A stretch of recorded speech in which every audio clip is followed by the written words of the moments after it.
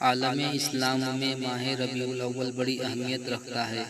اسی مبارک ماہ کی 12ویں تاریخ کو ہمارے نبی حضرت محمد مصطفیٰ صلی اللہ علیہ وسلم کی ولادت و سعادت ہوئی، لہٰذا اسی ولادت مبارکہ کی خوشی میں عوام اہل سنت گلی کوچوں کو سجاتے ہیں، جگہ جگہ جھنڈے نصب کیے جاتے ہیں، علماء اہل سنت کے میلاد مصطفیٰ کے عنوان پر نورانی تقاریر ہوتے ہیں، نبی کریم صلی اللہ علیہ وسلم کی ولادت مبارک، معجزات، خصائص، سیرت مبارکہ کے دیگر گوشوں کے متعلق بیانات ہوتے ہیں۔ ثنا خوان مصطفیٰ صلی اللہ علیہ وسلم حضرت حسان رضی اللہ تعالی عنہ کی سنت ادا کرتے ہوئے جگہ جگہ نعت مصطفیٰ صلی اللہ علیہ وسلم گنگناتے ہوئے نظر آتے ہیں۔ عید میلاد النبی صلی اللہ علیہ وسلم منانے والوں پر پہلا اعتراض یہ کیا جاتا ہے کہ عید میلاد النبی منانا بدعت ہے۔ اس سوال کا جواب صحیح مسلم شریف کی حدیث میں موجود ہے۔ حضرت جریر رضی اللہ تعالی عنہ نے کہا کہ رسول اللہ صلی اللہ علیہ وسلم نے ارشاد فرمایا، جو اسلام میں کسی اچھے طریقے کو رائج کرے گا تو وہ اس کو اپنے جاری کرنے کا بھی ثواب ملے گا اور دوسرے لوگوں کے عمل کرنے کا بھی ثواب ملے گا۔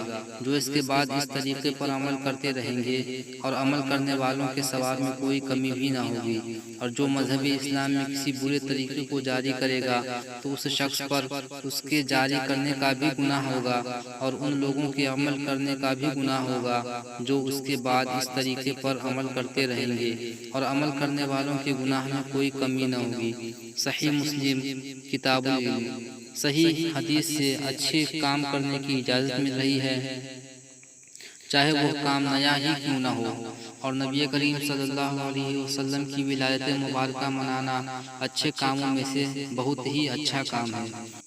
حضرت امام بحقی رحمۃ اللہ تعالی عنہ حضرت امام شافعی رحمۃ اللہ تعالی عنہ سے روایت کرتے ہیں کہ نئی پیدا ہونے والی باتیں دو قسم پر ہیں، ایک وہ کہ قرآن یا حدیث یا آثار یا اجماع امت کے خلاف نکالے جائیں تو یہ بدعت ضلالہ یعنی گمراہی ہے، اور دوسری قسم وہ اچھی باتیں ہیں جو ان مذکورہ چیزوں کے خلاف نہ نکالی جائیں تو وہ بدعت حسنہ یعنی اچھی بدعت ہے۔ حوالہ حسن المقصد فی عمل۔ علامہ شامی حنفی رحمۃ اللہ تعالی عنہ تحریر فرماتے ہیں کہ بدعت حسنہ جو کہ مقصود شرع کے موافق ہوتی ہے، اس کا نام سنت رکھا جاتا ہے۔ مشکات شریف میں ہے کہ حلال وہ ہے جس کو اللہ نے اپنی کتاب میں حلال کیا، اور حرام وہ ہے جس کو اللہ نے اپنی کتاب میں حرام کیا، اور جس سے خاموشی فرمائی وہ معاف ہے۔ احادیث مبارکہ اور ان کے شروحات سے صاف پتہ چل رہا ہے کہ شریعت مطہرہ نے اچھے کام کرنے پر کوئی روک نہیں لگائی بلکہ کرنے کی اجازت عطا کی ہے۔ عید میلاد النبی صلی اللہ علیہ وسلم کا انعقاد کرنا شرعاً مستحب ہے۔ کسی مستحب کام کے لیے قطعی ثبوت اور قطعی دلالت نص کا پایا جانا ضروری نہیں ہوتا۔ قطعیت کے ساتھ ثابت ہونے والا حکم تو فرض ہوتا ہے، مستحب کام کے لیے قرآن اور حدیث کا سرسری حکم اور اشارہ کافی ہوتا ہے۔ اللہ جل جلالہ ارشاد فرماتا ہے، قل بفضل اللہ وبرحمتہ فبذلک فلیفرحوا هو خیر مما یجمعون۔ سورہ یونس۔ اس آیت میں اللہ کے فضل اور اس کی رحمت پر خوشیاں منانے کا حکم ہے۔ نبوت اللہ کا فضل بھی ہے اور نبی کریم صلی اللہ علیہ وسلم اللہ کی رحمت بھی ہیں، لہٰذا نبی کریم صلی اللہ علیہ وسلم کی ولادت و سعادت کے موقع پر خوشی منانا اس آیت سے ثابت ہوا۔ اور دوسری جگہ اللہ تبارک و تعالی ارشاد فرماتا ہے، وَأَمَّا بِنِعْمَةِ رَبِّكَ فَحَدِّثْ، اور اپنے رب کی نعمت کا خوب خوب چرچا کرو۔ اس آیت کریمہ میں اللہ تعالیٰ نے اپنی عطا کردہ نعمت کے چرچا کرنے کا حکم عطا فرما رہا ہے، اور نبی کریم صلی اللہ علیہ وسلم اللہ کی سب سے بڑی نعمت ہیں۔ حضرت عباس رضی اللہ تعالی عنہ سورہ ابراہیم کی تفسیر میں ارشاد فرماتے ہیں کہ اللہ کی نعمت کو بدلنے والوں سے مراد قریش کے کفار ہیں، اور حدیث کے راوی عمر فرماتے ہیں کہ وہ قریش تھے، اور اللہ کی نعمت سے مراد حضرت محمد مصطفیٰ صلی اللہ علیہ وسلم ہے۔ حوالہ بخاری شریف جلد 2۔ اور تیسری آیت کریمہ سماعت فرمائے، اللہ تبارک و تعالی ارشاد فرماتا ہے، لقد من اللہ علی المؤمنین اذ بعث فیہم رسولا۔ سورہ آل عمران۔ ترجمہ، بے شک اللہ کا بڑا احسان ہوا مسلمانوں پر کہ ان میں انہی میں سے ایک رسول بھیجا۔ اس آیت کریمہ سے معلوم ہوا کہ اللہ تعالیٰ نے مومنوں پر اپنے نبی صلی اللہ علیہ وسلم کو بھیج کر احسان فرمایا، اور اللہ تعالیٰ ارشاد فرماتا ہے کہ اس احسان کا چرچا کیا جائے۔ الحمدللہ، حضور صلی اللہ علیہ وسلم کا میلاد مبارکہ منا کر اہل سنت والجماعت اللہ کی عطا کردہ نعمت کا چرچا کر رہے ہیں۔ ایک اعتراض یہ بھی کیا جاتا ہے کہ میلاد النبی صلی اللہ علیہ وسلم کی دلیل حدیث سے دی جائے۔ یہ بات یاد رکھیں کہ حضور صلی اللہ علیہ وسلم کا میلاد ہر دور میں منایا گیا، بھلے ہی وہ طریقہ الگ الگ رہا ہو، مگر مقصد ایک تھا، اور وہ آمد مصطفیٰ صلی اللہ علیہ وسلم کی خوشی، جسے آج بھی اہل سنت و جماعت ادا کر رہے ہیں۔ جامع ترمذی کتاب المناقب میں ایک باب کا نام ہے ما جاء فی میلاد النبی صلی اللہ علیہ وسلم۔ اس باب میں حدیث شریف ہے کہ حضرت عثمان رضی اللہ تعالی عنہ نے حضرت عباس ابن اشیم سے پوچھا کہ آپ بڑے ہیں یا رسول اللہ صلی اللہ علیہ وسلم بڑے ہیں؟ انہوں نے فرمایا رسول اللہ صلی اللہ علیہ وسلم مجھ سے بڑے ہیں، مگر میں پہلے پیدا ہوا تھا۔ ترمذی شریف جلد 2۔ اس حدیث سے ثابت ہوا کہ لفظ میلاد نیا لفظ نہیں ہے، اور صحابہ کرام علیہم الرضوان آپس میں تذکرہ میلاد کیا کرتے تھے۔ دوسری حدیث، حضور صلی اللہ علیہ وسلم ہر پیر کے دن روزہ رکھا کرتے تھے۔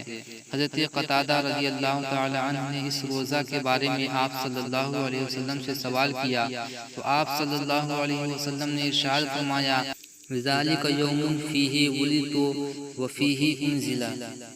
مسلم شریف جلد 2 کتاب الصیام۔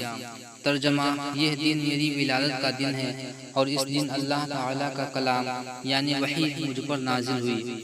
اس حدیث میں تو میلاد منانے کی تصریح موجود ہے، اور وہ بھی سالانہ یا ماہانہ نہیں بلکہ ہر ہفتہ ہے۔ تیسری حدیث ترمذی شریف کی حدیث ہے۔ نبی کریم صلی اللہ علیہ وسلم منبر پر تشریف لائے اور فرمایا میں کون ہوں؟ سب صحابہ نے عرض کیا آپ رسول اللہ صلی اللہ علیہ وسلم ہیں۔ فرمایا میں محمد ہوں، عبداللہ کا بیٹا ہوں، عبد المطلب کا پوتا ہوں۔ اللہ نے مخلوق کو پیدا کیا تو مجھے اچھے گروہ میں پیدا کیا، یعنی انسان بنایا۔ انسانوں میں گروہ پیدا کیے یعنی عرب و عجم، اور مجھے اچھے گروہ یعنی عرب سے بنایا۔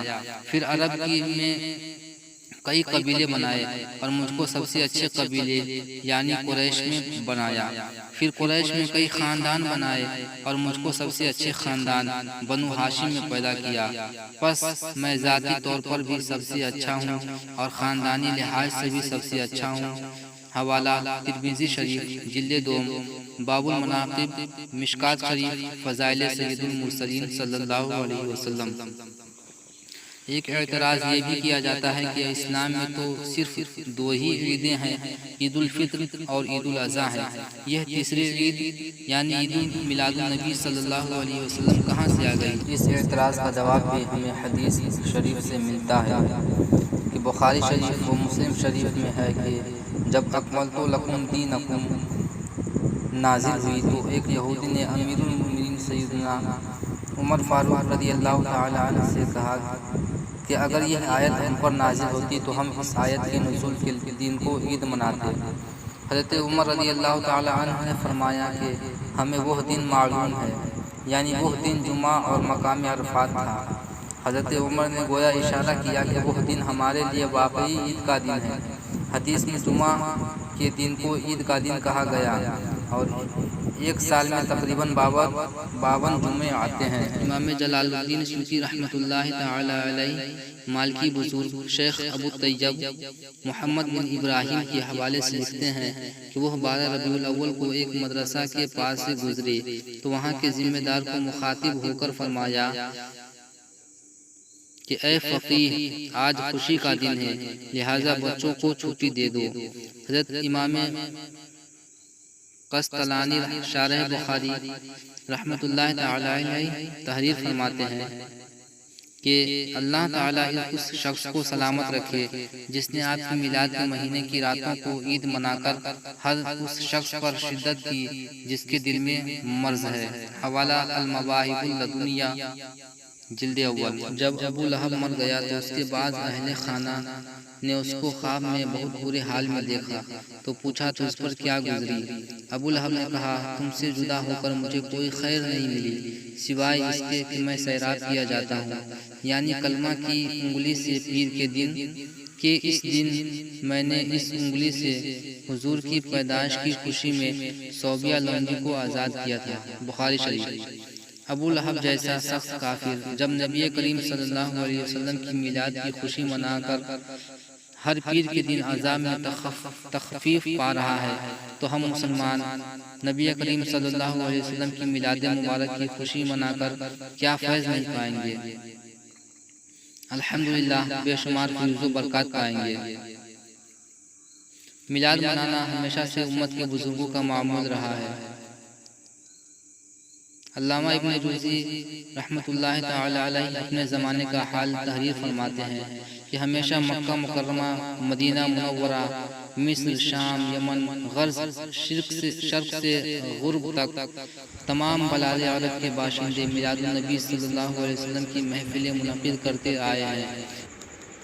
جب ربیع الاول شریف کا چاند دیکھتے ہیں تو ان کی خوشی کی انتہا نہیں رہتی، چنانچہ ذکر میلاد پڑھنے اور سننے کا خصوصی اہتمام کرتے ہیں اور بے پناہ اجر و ثواب حاصل کرتے ہیں۔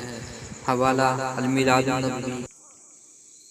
امام ذہبی فرماتے ہیں ملک المظفر کے محفل میلاد النبی منانے کے انداز کو الفاظ بیان کرنے سے قاصر ہے۔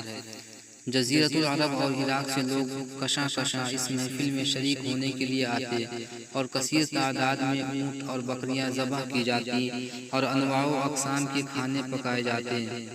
وہ صوفیہ کے لیے کثیر تعداد میں خلوتیں تیار کرواتا اور واعظین وسیع و عریض میدان میں خطبات کرتے اور وہ بہت زیادہ مال خیرات کرتا۔ ابن دحیہ نے اس کے لیے میلاد النبی کے موضوع پر کتاب تالیف کی تو اسے 1000 دینار دیے۔ وہ منکسر المزاج راسخ العقیدہ بادشاہ تھا، فقہاء اور محدثین سے محبت کرتا تھا۔ ابن جوزی کہتے ہیں شاہ مظفر الدین ہر سال محفل میلاد النبی پر 3 لاکھ دینار خرچ کرتا تھا۔ حوالہ سیر اعلام النبلا جلد 16، البدایہ والنہایہ جلد 9، ابن کثیر۔ امام ابن حجر عسقلانی رحمۃ اللہ تعالی علیہ تحریر فرماتے ہیں کہ مجھے میلاد النبی صلی اللہ علیہ وسلم کے بارے میں اصل تخریج کا پتہ چلا جو صحیحین سے ثابت ہے کہ حضور صلی اللہ علیہ وسلم مدینہ منورہ تشریف لائے تو آپ صلی اللہ علیہ وسلم نے یہود کو عاشورہ کے دن روزہ رکھتے ہوئے پایا۔ آپ صلی اللہ علیہ وسلم نے ان سے پوچھا ایسا کیوں کرتے ہو؟ اس پر ان لوگوں نے کہا کہ اس دن اللہ تعالیٰ نے فرعون کو غرق کیا اور حضرت موسیٰ علیہ السلام کو اس سے نجات دی۔ ہم اللہ تعالیٰ کی بارگاہ میں شکر بجا لانے کے لیے اس دن کا روزہ رکھتے ہیں۔ اس حدیث سے ثابت ہوا کہ کسی معین دن میں اللہ تعالیٰ کی طرف سے کسی احسان و انعام کی عطا ہونے یا کسی مصیبت کے ٹل جانے پر اللہ تعالیٰ کا شکر بجا لانا چاہیے، اور ہر سال اس دن کی یاد تازہ کرنا بھی مناسب تر عمل ہے۔ اللہ تعالیٰ کا شکر نماز و سجدہ، روزہ، صدقہ اور تلاوت قرآن و دیگر عبادات کے ذریعے بجا لایا جا سکتا ہے، اور حضور صلی اللہ علیہ وسلم نبی رحمت کی ولادت سے بڑھ کر اللہ کی نعمتوں میں سے کون سی نعمت ہے؟ اس لیے اس دن ضرور اللہ کا سجدہ شکر بجا لانا چاہیے۔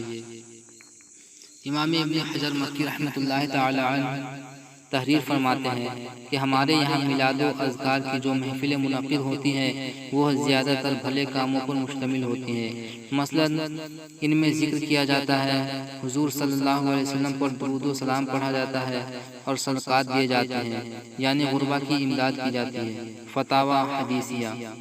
امام نبی رحمۃ اللہ تعالی علیہ تحریر فرماتے ہیں کہ شہر اربل کو اللہ تعالی حفظ و امان میں رکھے۔ اس بابرکت شہر میں ہر سال میلاد النبی صلی اللہ علیہ وسلم کے موقع پر اظہار فرحت و سرور کے لیے صدقات و خیرات کے دروازے کھول دیے جاتے ہیں، نیک کام کیے جاتے ہیں، صاف ستھرے لباس پہنے جاتے ہیں۔ یہ ایک حسین ترین طریقہ یعنی میلاد النبی صلی اللہ علیہ وسلم ہے۔ حوالہ الباعث علی انکار البدع والحوادث۔ شاہ ولی اللہ محدث دہلوی رحمۃ اللہ تعالی علیہ تحریر فرماتے ہیں، میرے والد حضرت شاہ عبد الرحیم رحمۃ اللہ تعالی عنہ ہر پیر کے دن باقاعدگی سے میلاد النبی صلی اللہ علیہ وسلم مناتے تھے اور کھانے کی کسی چیز پر نیاز دلا کر تقسیم کر دیتے تھے۔ ایک مرتبہ گھر میں کچھ نہ تھا، والد نے بھنے ہوئے چنے لے کر ان پر ہی نیاز دلا دی اور تقسیم کر دیے۔ رات کو خواب میں نبی کریم صلی اللہ علیہ وسلم کی زیارت ہوئی۔ آپ صلی اللہ علیہ وسلم کے سامنے وہ چنے رکھے تھے۔ آپ صلی اللہ علیہ وسلم خوش ہو رہے تھے۔ اب آخر میں ہم شیخ عبدالحق محدث دہلوی رحمۃ اللہ تعالی علیہ کے ان مبارک کلمات پر اس عنوان کو ختم کرتے ہیں۔ شیخ عبدالحق محدث دہلوی رحمۃ اللہ تعالی علیہ فرماتے ہیں، اے اللہ، میرا کوئی عمل ایسا نہیں جسے تیرے دربار میں پیش کرنے کے لائق سمجھوں۔ میرے تمام اعمال میں فساد نیت موجود رہتا ہے، البتہ مجھ فقیر کا ایک عمل تیری ذات پاک کی عنایت کی وجہ سے بہت شاندار ہے، اور وہ یہ ہے کہ مجلس میلاد کے موقع پر میں کھڑے ہو کر سلام پڑھتا ہوں۔ حوالہ اخبار الاخیار۔ ان دلائل سے یہ پتہ چلا کہ میلاد النبی صلی اللہ علیہ وسلم کا منانا صحابہ کرام اور بزرگان دین سے چلا آ رہا ہے اور اب تک جاری و ساری ہے۔ ہمیں بھی چاہیے کہ جناب احمد مجتبیٰ محمد مصطفیٰ صلی اللہ علیہ وسلم کی ولادت با سعادت کی خوشی میں 12 ربیع النور شریف کو جشن عید میلاد النبی صلی اللہ علیہ وسلم منائیں اور جھوم جھوم کر پڑھیں۔ جس سہانی گھڑی چمکا طیبہ کا چاند، اس دل افروز ساعت پہ لاکھوں سلام۔